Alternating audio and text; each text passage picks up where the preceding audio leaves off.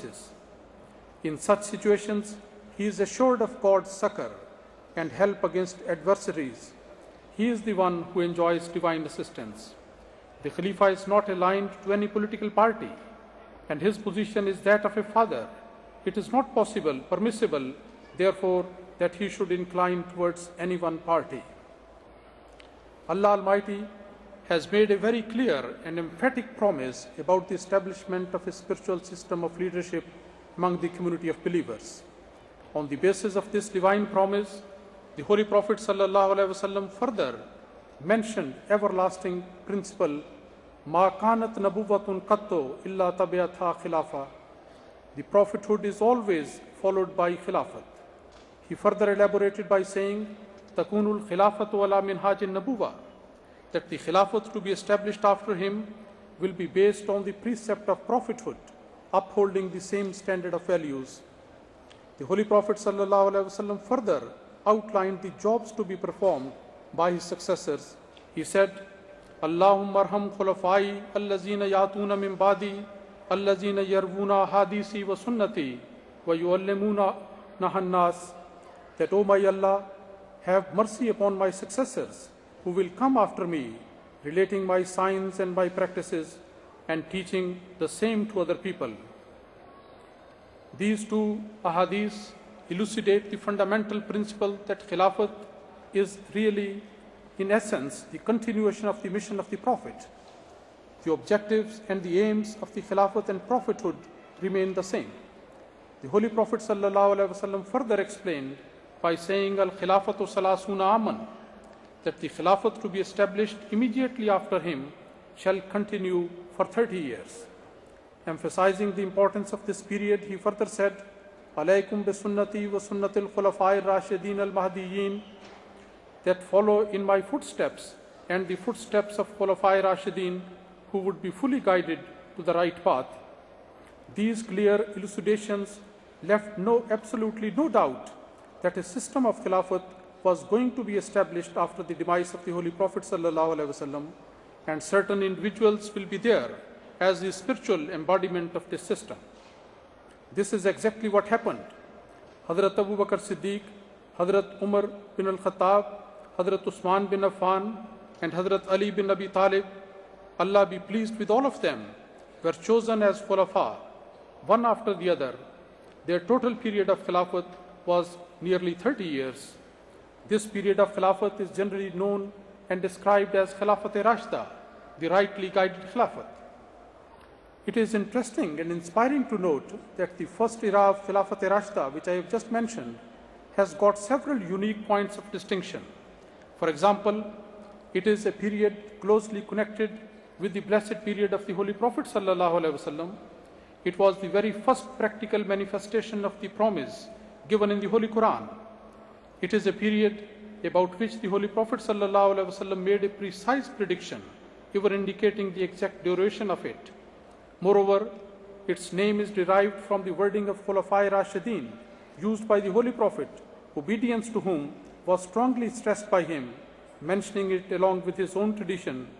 Another distinction of this period is that all four Khulafa, who had the honor of being chosen as successors, were not only prominent companions of the Holy Prophet, but also from among those who were given the glad tidings of paradise during their lifetime. Moreover, all four, they were closely connected to the Holy Prophet ﷺ. They were related to him. The first two were his fathers-in-law, while the later two were his sons-in-law. At least three of the four Khulafa also have the honor of being mentioned as his successors by the Holy Prophet ﷺ himself. Dear brothers and sisters, it is not possible for me to go into the details of blessings and achievements of this period of Khilafat, but I must say that during this period, the whole world was able to witness that all the blessings promised in the Holy Quran were thoroughly enjoyed by the Muslims. During this blessed era, Islam's glory was established not only in Arabia, but also in other parts of the globe. Such was the state of grandeur of Islam and the awe of the Muslims that the great empires of kings and emperors would tremble at their name and would bow down to them. The truth is that during this golden era of rightly guided Khilafat, Islam attained such glory and eminence that even today, when an impartial historian casts his eyes on this era, he is wonder personified. He fails to understand as to how these inhabitants of desert of Arabia became the conquerors of the world. He does not realize that it was all the fruits of Khilafat-e-Rashida that rightly guided Khilafat with which the destiny of the ultimate triumph of Islam is linked. It is of paramount importance to understand the blessings of Khilafat-e-Rashida. It is a continuous blessing of Allah Almighty. This is clearly established from the verses of the Holy Quran and also the sayings of the Holy Prophet ﷺ and the writings of the promised Messiah ﷺ. Let's look at the Holy Quran first of all. In the famous verse of Khilafat, Allah the Almighty has used the word لَيَسْتَخْلِفَنَّهُمْ. This means that Allah is definitely going to establish the Khilafat. Now the expression used here is muzare. It has a meaning of repetition and continuity in it. It refers to the present tense and also to the future. Therefore, it does contain a promise which is bound to continue in future as well. Furthermore, the use of Nun Sakila makes it all the more emphatic and prophetic. It is also important to note that the word minkum used here also clearly establishes the continuity of the blessings of Allah. Minkum literally means from among you, but it is wrong to take this reference only applicable to the Muslim present at the time of the Holy Prophet ﷺ. As a matter of fact, this is an ongoing glorious promise of Allah, the Almighty, to all such believers in Islam who would truly fulfill requirements of faith and good deeds till the end of the time. It will be a great folly to restrict the application of this promise to a limited period of time. In the Holy Quran, this expression has been used no less than 82 times, except on 2 or 3 occasions where specific exceptional reference is made. It has always been used in a manner that it is applicable to all the Muslims till the day of judgment.